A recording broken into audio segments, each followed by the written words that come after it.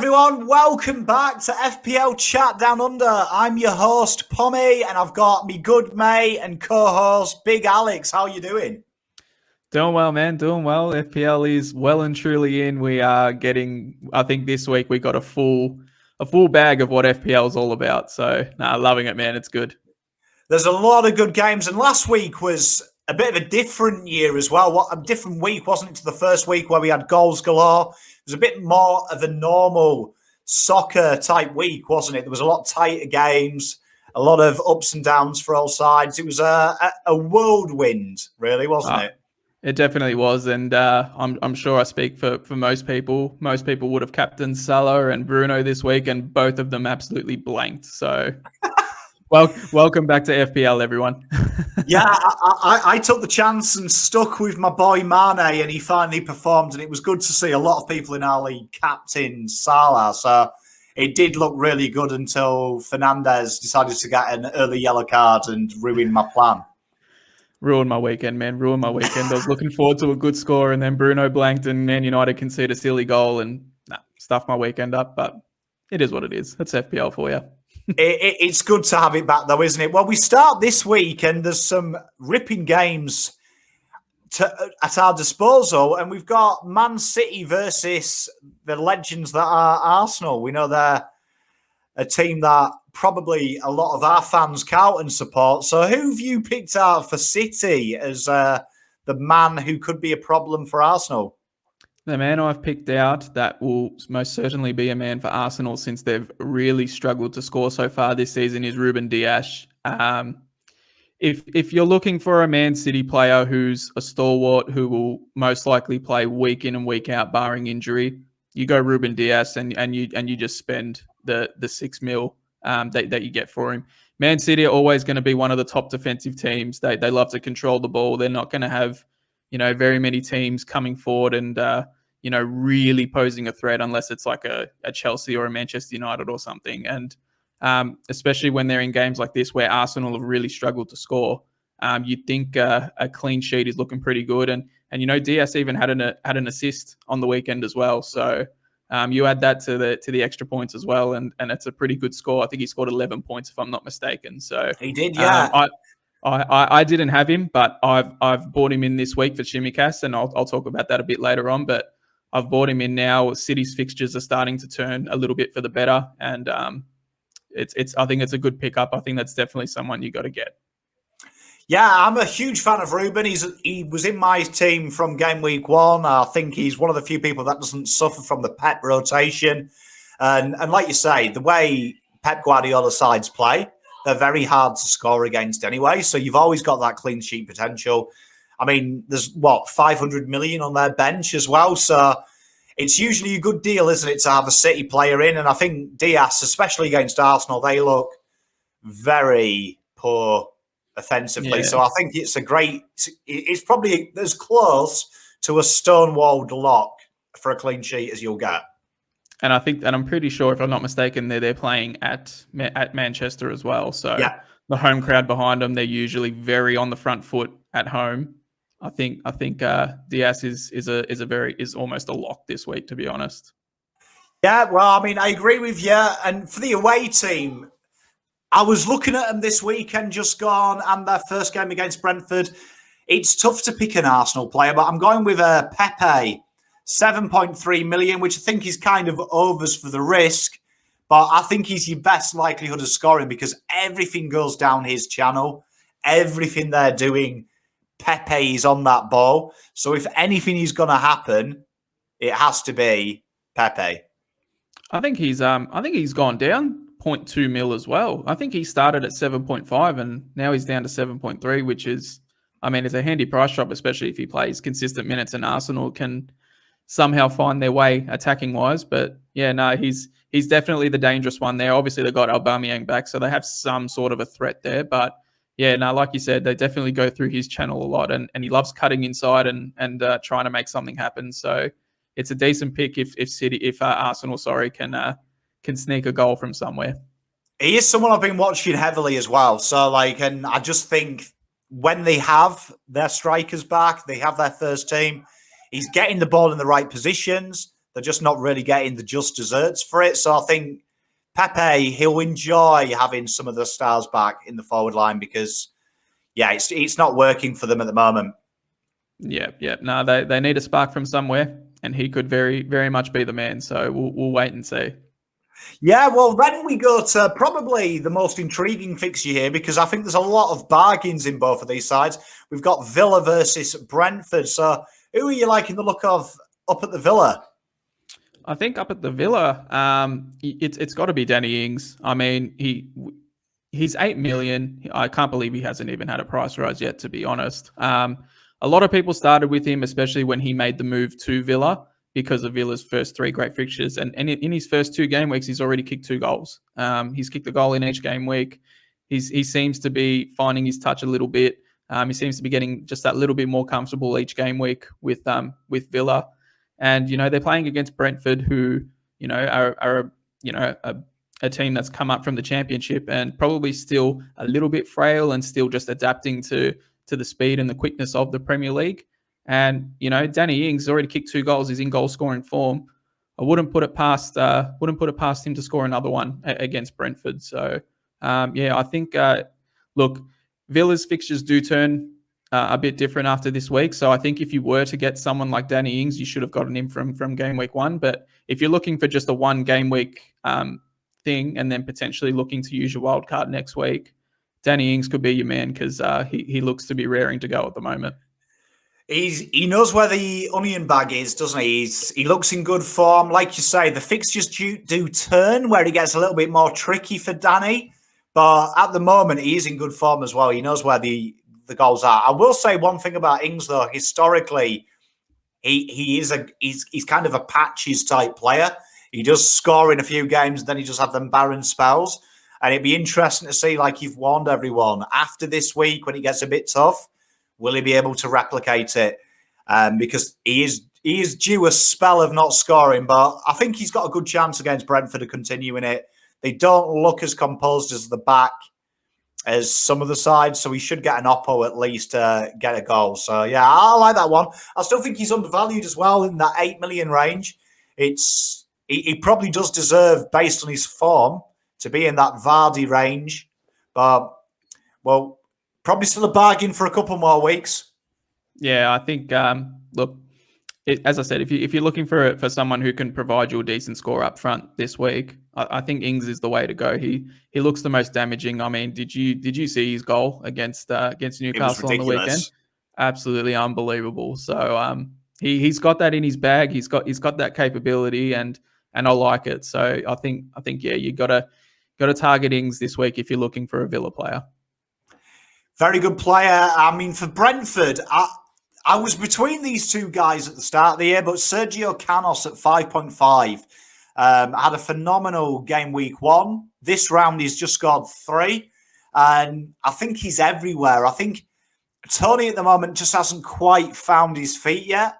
But when he does, invariably, it's going to be this guy that gives him the ball and scores the goal. So I like Canos. I think he's in that safe position as well at Brentford. And 5.5, he's definitely going to be their assist guy. So I like him, and I think he's got a chance against Villa. He's got a chance as well to sneak a couple of assists. Oh, absolutely. And, he kicked Arsenal. He kicked Brentford's first goal against Arsenal a couple of weeks ago. And he looks really dangerous. And yeah, as you said about Tony, he's sort of just trying to find himself. He looks more like a target man, but a target man further up the ground as opposed to being a target man in the box, looking more to set up his teammates like Mbeumo and like Canos. So it's really interesting to see the role that Tony's playing at the moment. But Canos is definitely, he's a threat down that left, and he can definitely make something happen. So, and at 5.5, we all love a budget midfielder, and it doesn't almost get as budget as 5.5 who can bring some attacking potential. So I like it. I wouldn't be surprised to see him well over 6 million by the end of the year. I think he will really increase. I think as Brentford find their feet, he'll go up. Yeah, exactly. Especially if Brentford find their feet and start scoring some goals. They were the highest scoring team in the championship last season. So I think if they can find their attacking feet in the Premier League, he's going to be one of the names that will be behind it, you'd think. Now, then we go to Brighton versus Everton. Now, this is an intriguing fixture because both of these sides haven't set the world alight yet, but very, very strong usually defensively. But Everton have been struggling. Who have you gone with for Brighton? For Brighton, I've gone with Shane Duffy in defence. We all love a budget defender. He was 4 mil, but obviously now that he's kicked a goal last week, Brighton have had a clean sheet. He's popped up to 4.1 already, and I think it's a player you need to look at because Brighton's defence is normally pretty decent, and they've got a few injuries down back with, Lamptey's out, Veltman is out at the moment. I don't think he's going to be back this week either. They've obviously lost Ben White to Arsenal. So if you're looking for a cheap player in defence that could likely play a fair bit more than not, you go Shane Duffy. And the way that they played against Watford last week, there's every chance for them to keep another clean sheet. So you're looking for a budget budget defender. Sorry, I know a lot of people are going to be looking on from Chimikas, who potentially might not play this week. There's your option there that without having to really risk much. So Shane Duffy's my pick. Yeah, I like Duffy as well because he's got that Rory Delap from the back type feel about him that he seems to get in up forward and just be around that goal assist territory. So I love it. I like him, and I think price wise, even if he's just on your pine as well, he's going to be a player that potentially will grow and grow and grow in value that can help you sell him a bit later on in the year, and it improves one of your attacking threats. So no, I love that pick. Well, I think, and I think just before you continue on, I think Brighton, one of their main threats is from their set pieces. They've got Lewis Dunk, they've got obviously Duffy in there now. We saw that from their corner, and Duffy was the man that scored. So there's some potential threat there off set pieces. So yeah, if you're looking for a bargain defender, I think Duffy's the way to go now. I like it. And with Everton, I'm going to back in here. I've got a feeling that Everton win this game 2-0. So I've put all my eggs in the 2-0 basket, and I've gone big Lucas Digne here at 5.5. Now, he's been poor. He's one of the most selected defenders. I've got him in my team as well. The 0 points last week really didn't help because I had a great start. But I've just got a feeling here that this is set up for him to return. He hasn't been in greatest of form. I think this is his return game.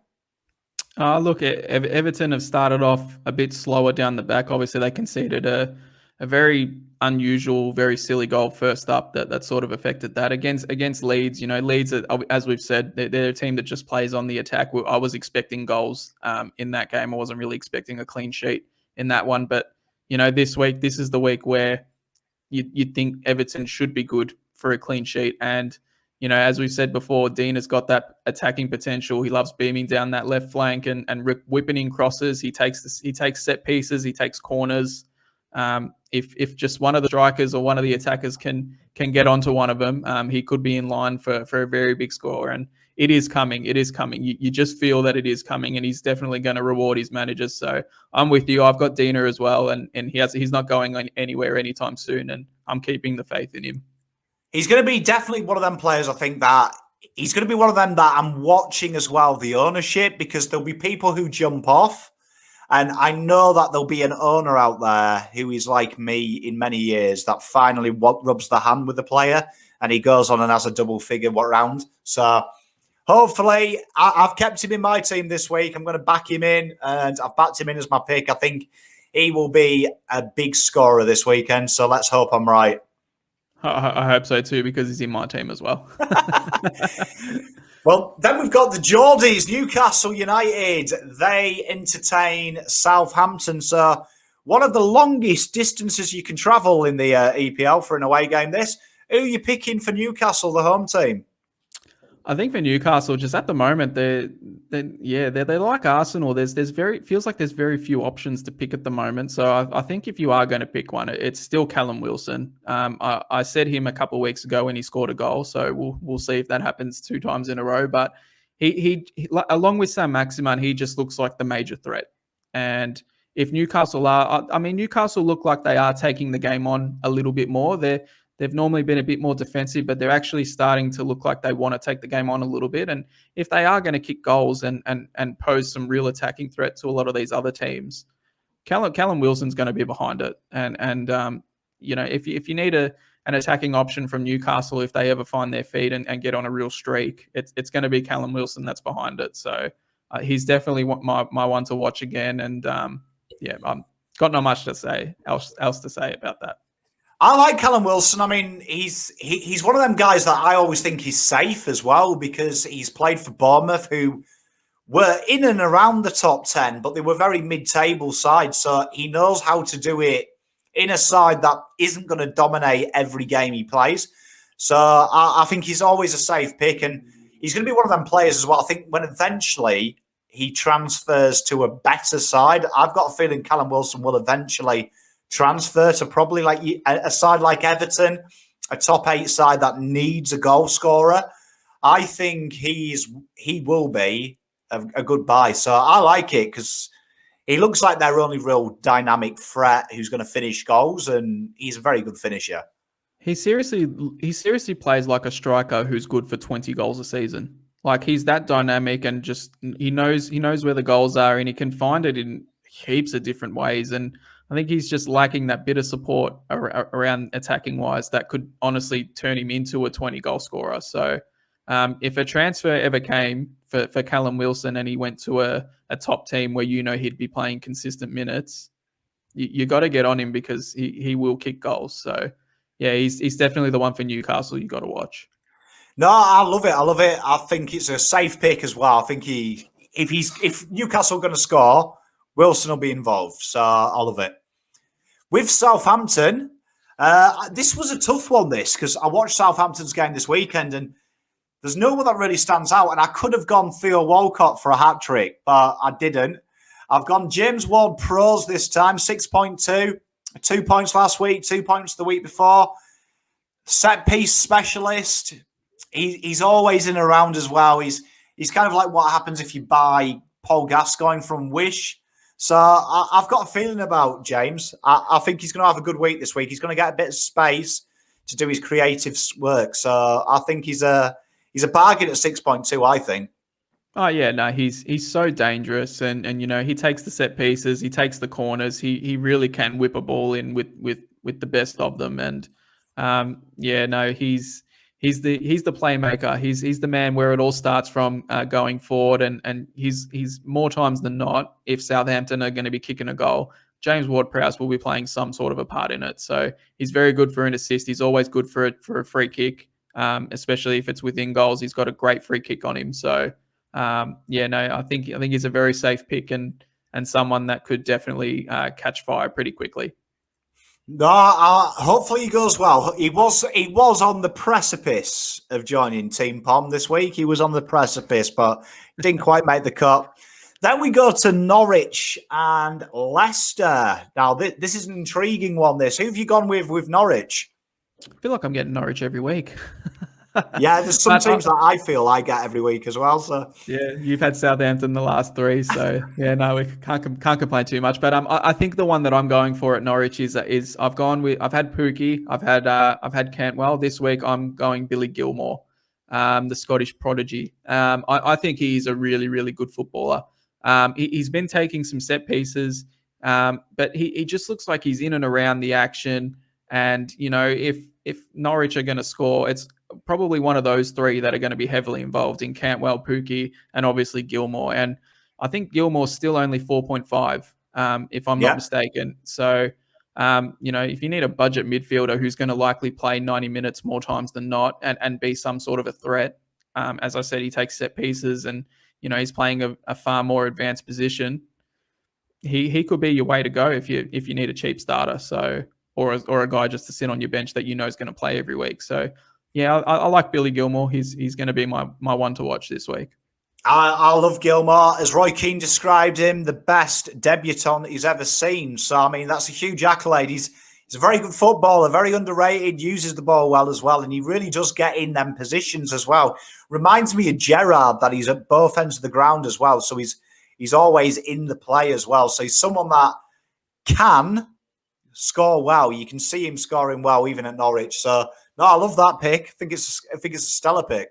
Well, I think, obviously Norwich, they've had a bit of a tough run, fixture wise, and it probably doesn't turn really great until game week 5. But after game week 5, till about game week 12, they have some really, really good fixtures where, that could be the time we see Norwich starting to step up and play some Premier League football. And I'd like to think Gilmore will be playing a fairly decent part in hoping to turn Norwich around very quickly. So, yeah.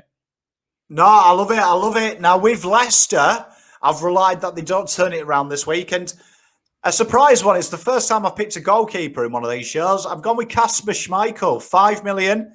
He only had 1 point last week, but I think he's one of these players that the price, I'm surprised he's not picked more, because the goalkeeper is really the forgotten position in FPL. No, I've never seen anyone have a 6 million goalkeeper. And I think Kasper Schmeichel is a 6 million goalkeeper at a 5 million price. I like Schmeichel. Oh, Schmeichel's fantastic. He makes some brilliant saves. Very, very similar to his dad when he was at Manchester United. It runs in the family. But yeah, no, he's a spectacular goalkeeper. As I said, he makes some brilliant saves. And Leicester, you'd think in a game like this, could very well keep a clean sheet. So yeah, he'll be good for save points. He's going to play every week, barring injury. And obviously Leicester, they're one of the teams that probably not top 4 team, but they're a team that will definitely be thereabouts for the most part of the season. And Schmeichel's obviously a huge part of that, just given because he's just such a great goalkeeper and keeps a lot of goals out. They've had a bit of a poor start, Leicester. They probably haven't started as well as they would have liked to. They just conceded 4 goals, but no, I like Schmeichel, and he should have a bit of a bounce back here. No, I'm with you. I think he's going to do really well. I mean, it's interesting because there's some really interesting fixtures around this part, because then we go on to the Hammers Palace, another one of the many London derbies. And this is one of my favourite derbies to watch because genuinely it's a real good game. So who have you picked from West Ham? How can you not pick Mikel Antonio at the moment? The guy is just on fire. He's looking as good as he's ever looked, and I'm kicking myself. I had him in my drafts literally the whole time, and at the last minute I took him out, and now he's just often scoring double digits every game, and making my weekend hell, and hoping that he's going to blank, but it doesn't look very likely. He's just as we said before, he's just such a powerful athlete. He's kicking goals. He's in everything. I loved his celebration when he got his record-breaking goal and come and found the cutout of himself and lifted it up. It was fantastic. You can't not love Mikel Antonio the way he's going at the moment. And yeah, I think he's gone up to 7.7 now, if I'm not mistaken. So yeah, a lot of people are jumping on him, and why not? He's absolutely flying at the moment.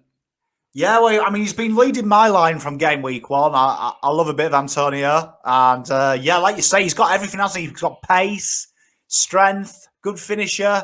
And he also plays players in as well, which is hugely important. Got a bit of Dean Ashton about him, I think. He reminds me when the glory days of West Ham, when he was roaming around and being the centre focal of their attack. So, no, I love him. And, yeah, I think his price rise it's going to go up because everything goes through him, and he's got very little competition for his spot. Yeah, well, he's already kicked the 3 goals, and he's got 2 assists already this season in 2 games. It's unbelievable. So he's a good man. He's a good player, Mikel Antonio, and he could very well do it again this week. Yeah, well, I mean, one man who's going to try and stop him, I've picked out for the Palace, James McArthur, 4.5, 3 points. Weird one, I know, but I like James. I think he's got a little bit about him. He loves a shot from the edge of the area as well. So I think if Crystal Palace are going to score, it's probably going to be against the run of play. Decent through ball on him, and he's in the box as well at them set pieces. So I think when I look at them sides, the only way he's going to score is probably from them avenues. West Ham under Vieira don't look how many people expected them to. So they're kind of a bit of a nothing club at the moment, Palace. No disrespect to Palace. Yeah, but I mean, it's kind of interesting. I still find it interesting that MacArthur, or is it MacArthur or McCarthy? Sorry. Yeah. I don't even know how he's 4.5 still. He plays 90 minutes every week. Like, I would have thought someone like that would at least be probably 5 to start the season, knowing that he plays 90 minutes every week. So, as you said, he loves belting a shot outside the box. He can play a good through ball, and he's quite strong in the midfield. But yeah, unfortunately, just Palace at the moment haven't had the greatest start. They feel, I mean, they're not irrelevant, no, but they feel a little bit irrelevant at the moment. But they're due to come in. They're due to come into play at some point. And MacArthur, he could be good for belting a goal and setting up something. So it's a very underrated pick, a very, not a strange pick, but a very, very underrated pick. And if you're looking for a nice bench option that will play 90 minutes and is good for a goal or two, you pick someone like a McCarthy. So I love a bargain. We know I love a bargain in a player. So I mean, probably no bargains in this next one. This is probably the fixture of the week. Liverpool-Chelsea. Who are you picking for Liverpool? I've gone with Diogo Jota. I think he's gone up to 7.6 or 7.7 now as well. And he's leading the line, and he's keeping Firmino out of the team. And I genuinely think he will probably keep Firmino out of the team again, just given he's played some really good football. He's already kicked 2 goals. We know how attacking and how much threat there is at Liverpool with Salah and Mane there as well. And Jota's the one that sort of gets forgotten about, especially if he starts. And, Chelsea, they're a tough team to score against. I know that. And they're a very good defensive team, but someone that could be very underrated and break through is Jota. He's got that capability. So, yeah, I think at 7.6 or 7.7, he's definitely the one to look at. He's obviously got some rotation risk because, Firmino could come back in at any time. He could even be back in this week. I'm not expecting him to. So there's a bit of rotation risk there. But I think for these early parts of the season, particularly because he's kicked a couple goals already this season, I think his position looks safe for the time being anyways. I love Jota. I love Diogo Jota. I think he's so good. I think he's underrated as well. He's the kind of player, when you look at Liverpool, you forget about him. Like, he's kind of not the name that jumps off the plate. So you also play into a lot of teams who think like that as well. And he does get in them places. He's like all Portuguese wide men who play up forward. They've just kind of got an ability to find space and get themselves into dangerous positions. So I like that pick. And he's priced. I still think he's way unders.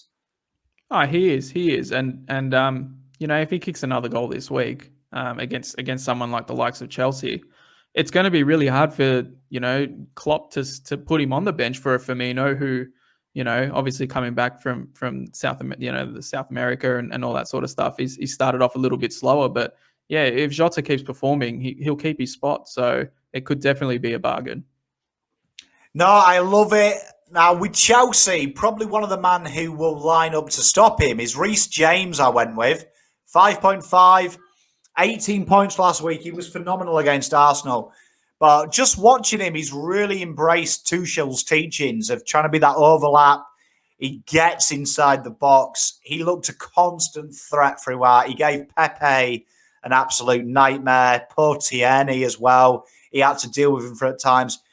The way he finds the ball and the way that Chelsea are playing, this guy's deadly. And 5.5 for a guy that we know he knows where the onion bag is. He scored at the weekend. But more importantly, he's really whipping that ball low, which is what Lukaku wants.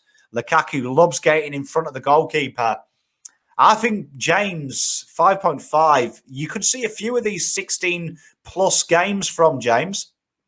Oh, yeah, absolutely. And I think my only biggest fear with someone like a Reece James is Azpilicueta is there as well, who could potentially take that right back spot. But especially if they play the top teams and they decide to go to a more 4 at the back, or potentially a 5. But if Reece James can honestly nail down a spot, I watched him last season and I call him an attacker more than a defender. He bursts forward. He cracks shots from outside the box. He's got a great cross on him. He's quick. He can move. As you said, he really made Arsenal's defense a bit of a nightmare. And 18 points this week. if he nails down that spot at right back, he's a bargain at 5.5 because you'd expect a team like Chelsea to be keeping more clean sheets than not the way that they play. Tuchel is a very underrated coach, and once the game's in control, he keeps it under control, and teams find it very hard to score against them. So, no, it's a great pick, Dan. No, I'm a big fan of him, and yeah, I think he might have another game as well like that with against Liverpool. He's going to really take it to them. And Lukaku, he was your boy last week. He looks in devastating form as well. The physicality on Lukaku was phenomenal this weekend. He absolutely bullied Arsenal's centre backs, and Arsenal's defense. Even interesting enough, as we said pre-season, they were one of the top defenses last season, but yeah, they were really shown up by Lukaku last week, and he really made life absolute hell for them. So there's no reason to say that someone like that can't even do that against Liverpool this week. But no, speaking on Reece James, yeah, definitely down at that right back spot. He's devastating. Well, from one big burly striker to another, we got Burnley versus Leeds, and you picked another big target man in this. Tell us who you picked. I have gone with a big target man, and that's the Kiwi, Chris Wood. I just think he's unbelievable in the air. He gets his head onto a lot of crosses and a lot of different things that you wouldn't even expect someone to get close to. And we know Burnley attacking wise as a team that loves whipping in crosses and getting their big target men in Wood and Barnes. Getting ahead onto some of those crosses, and Chris Wood has the potential to do it. Leeds have shown their frailties already at the back this season. They've struggled to keep up with target men, and they've struggled to keep up with crosses. So they're not very big down back. They do struggle against set pieces. They do struggle against corners. And, Chris Wood, he's just such a big unit. He's a big man. And if he gets his head onto one of those, I think he could be good for a goal or two. So he's a brilliant finisher. He's not the smoothest mover in the world, but he just seems to find the net more times than not. And Leeds have already conceded a fair few goals this season, so he could very easily kick a goal or two this week against Leeds. No, I'm with you. I think he's very underrated as well. And you look at the way that Sean Dyche plays as well. It's an archaic method of football for some, but it requires a target man. So he's going to be invariably the guy that's scoring the goal or the guy that's nodded it down for the goal assist. So I think it's a wise selection. And yeah, I think, like you say, Leeds have looked susceptible so far early doors in the season. It's probably someone who's going to get there and probably get the points if they are to beat Leeds. Yeah, no, he's always a solid pick. He plays 90 minutes or at least most of the game or thereabouts more times than not. So if you're looking for a safe pick up front for Burnley, Chris Wood's definitely the man you go for. Yeah, no, I'm with you. Now, with Leeds, I was shocked this guy has been on my radar probably in many drafts as well. Rafinha, 4.5. I still can't believe he's 4.5. He got 7 points last week. He looks deadly as well. He's a 9 million player at 4.5. I think Rafinha's 6.5, if I'm not mistaken. Oh, I might have wrote down wrong in my notes. Well, yeah, I still think even for that price. At 6.5, he's an absolute bargain. Seriously, he burst down that right wing. His goal against Everton was fantastic outside the box, and if he didn't kick that goal against Everton, that would have been one of the best almost games I've ever seen. He was just so threatening. He scored. He looked like he could have scored 2 or 3 goals very easily, and probably should have even had an assist as well. He's their threat, and he's very streaky, and once he gets on a bit of a roll, he's shown that he could be good for a goal and assist almost every game, it feels like. And as I said before, Leeds, they just constantly attack. They just always play attacking, and there's going to be someone that's going to be at the forefront of it, and it feels like Rafinha, who's the one that could make things happen for them. So yeah, no, I like it. No, I'm a huge fan. I'm a huge fan of him. And I think Leeds are going to come good. I've just got a feeling that Leeds will work it out in the next couple of weeks. And when they do, he's going to go off. Oh yeah, absolutely, absolutely. He started off a bit poor game week 1, but game week 2 he showed his true colours. He kicked that brilliant goal.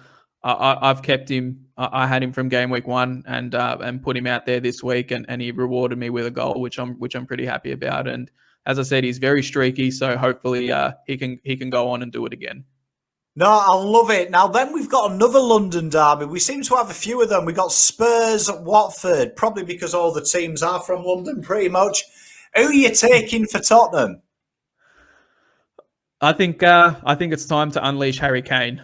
The big man, the big Harry Kane. He's come out in the last day or two and said that he will be staying at Tottenham this summer, and I think those words of positivity. He's ready to start again. I think this is the week he is going to start, and obviously he's not the cheapest player. I think he's 12.4 or even 12.3 now. I'm pretty sure he's 12.4. But it's not cheap, but we know what Harry Kane's all about. He's a natural goal scorer. He's in the thick of everything Tottenham do. He's obviously, when he does come back in, will likely kick a Bergwijn or Lucas Moura out of the team. That puts Son out wide, where Son is just as dangerous. And we could see a big return from Harry Kane, especially against Watford, who have just come up from the Championship. And you'd like to think someone like a Kane could potentially bully those centre backs and be good for a brace, even a hat trick, especially if he starts. So Harry Kane's definitely the one to watch, and if he gets off to a cracking start in his first start, I think you got to get onto him after the international break. He's definitely a guy that I think, like you say, with a little bit of that coming out in the press, he's staying. It's going to be a bit of a G. There'll be a little bit of a relief. Probably going to be really embraced back into the group as well. I think it's a matter of time before you see the best of Harry Kane. And when I'm watching Spurs play, this counter-offensive style, invariably that striker is one out. And that's where he does his best work, Harry Kane. One-on-one, he's a very accomplished player.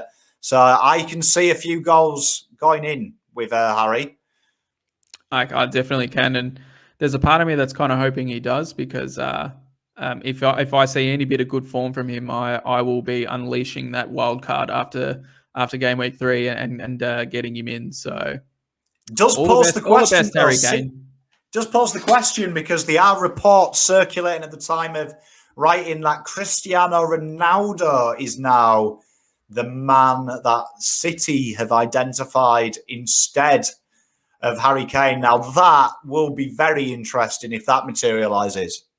Couldn't think of anything worse as a Manchester United supporter. Who wants to see one of your greatest players at the club's ever had going to the arch nemesis? No. I couldn't think of anything worse, but I mean, he may be someone to keep an eye out for if he signs.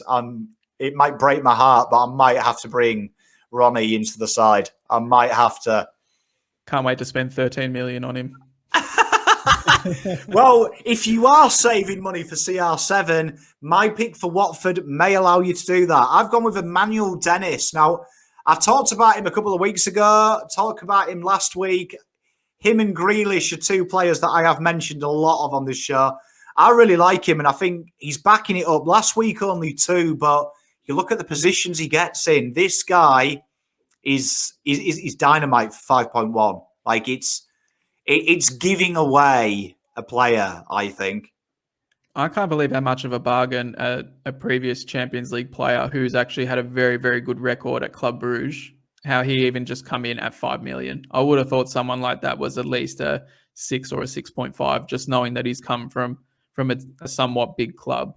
And it's unbelievable. He's only 5.1. And yeah, as you said, he just loves getting in great attacking spots. He's always a threat. He's got some pace. He's got some skill. We've seen already he's a decent finisher. And if he can kick a goal against Tottenham this week, how can you not pick him? I mean, he's probably not going to play for you every week, but how can you not pick him? It's too hard to pass up. So yeah, he's definitely one that should be on a lot of people's radars.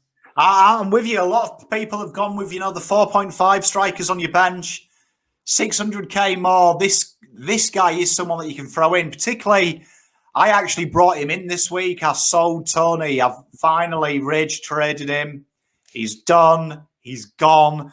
So for those out there, probably captain Tony, he's probably going to get a hat trick.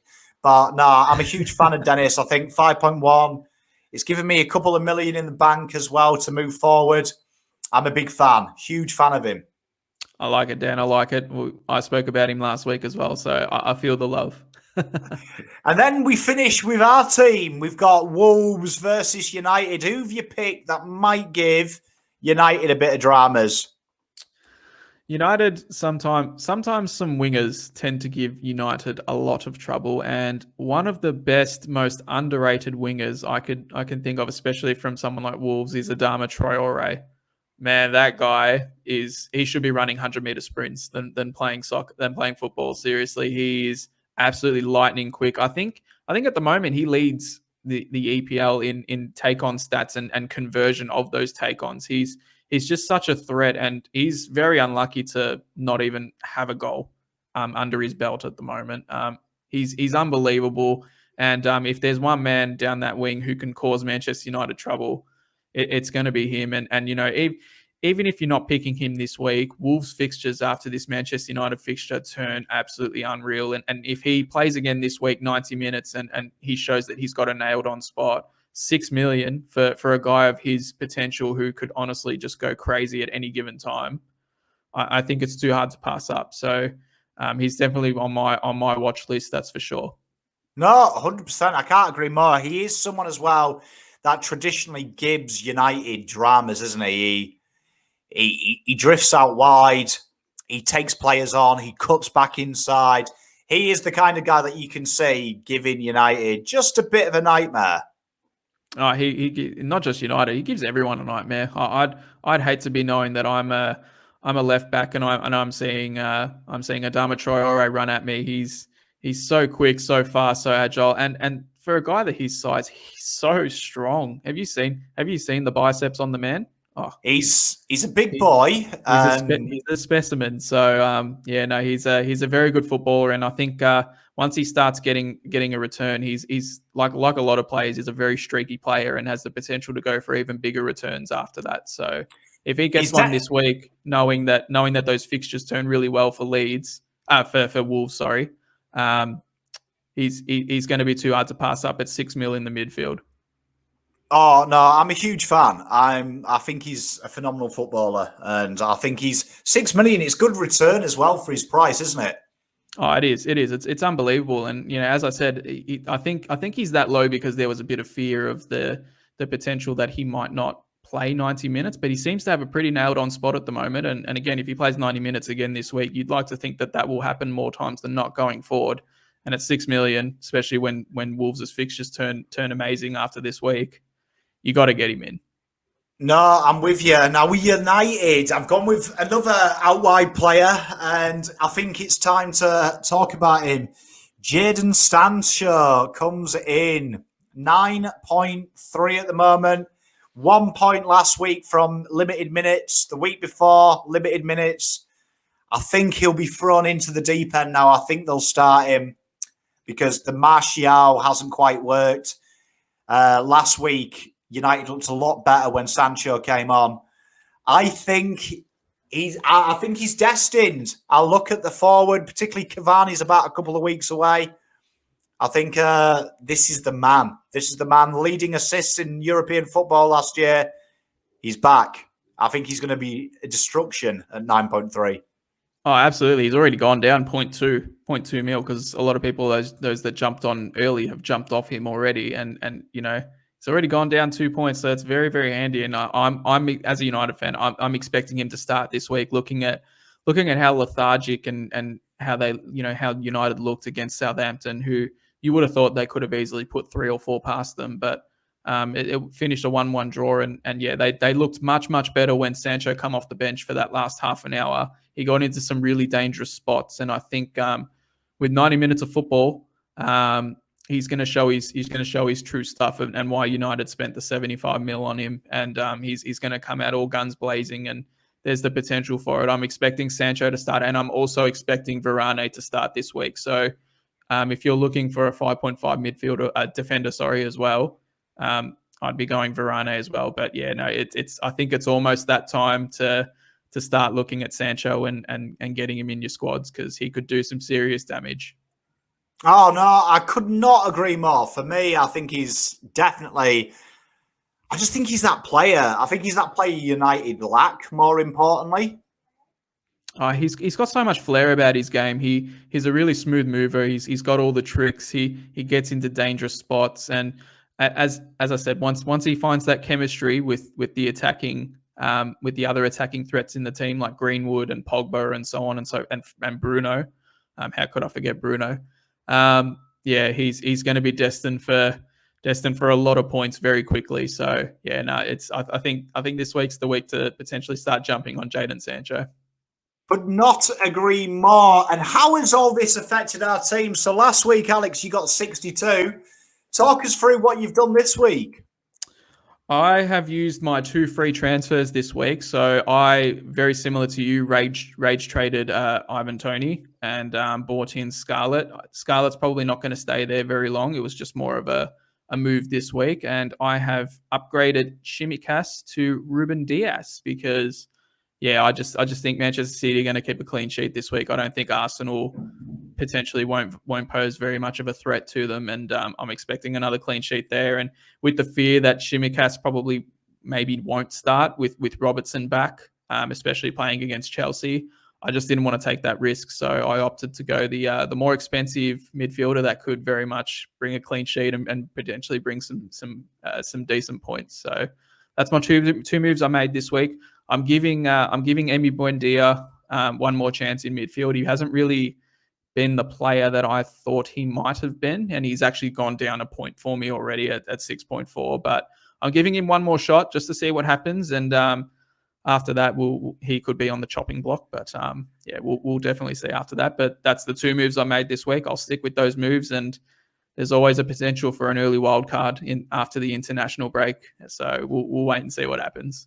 No, I love it. I didn't really make any bold moves. I just sold Tony, used my free, brought in Dennis so I can bank some cash. I've got a few players that I'm looking at in the next couple of weeks. I'll see how their international form is as well after the break. But really, the only thing I've changed is I've just gone with the 4-5-1 and captained Antonio this week. Kafal comes back into the side for Tsimikas. Because he won't play. But apart from that, I've played a bit safe, and I'll wait to see. I've banked me cash and hopefully make a big signing before the end of the transfer window. Love it, mate. Love it. No, you had a very good finish. All those Ben Rama and Antonio owners would have been loving life the last 2 weeks. I don't have either of them, so I'm sort of just sitting there whenever West Ham praying, please Antonio and Ben Rama just have a blank and don't do anything. So yeah, they've been going well. Long may it continue. And I was happy with the 75 points because last week I obviously had the penalty because I'd had enough with a couple of players on that list. But this week they're rewarded with a bit of continuity. So I'm looking forward to seeing how they get on. We'll definitely see what happens. We'll see what the FPL gods bring us, because it could turn it really, really good like game week 1, or it could be really, really bad. So good luck, everyone. Interesting, because on paper, some of these are high-scoring games, but also you can see the potential of the old 0-0 creeping in, which is a nightmare for your attacking players. It's a nightmare for your attacking players, but if you've got those defenders in that team, you're loving life. You get the clean sheet points. Can't complain. Well, we'll find out. Well, thank you very much, everyone, for joining us. We'll be back next week to deduce what we've done. Until next time, though, see you later.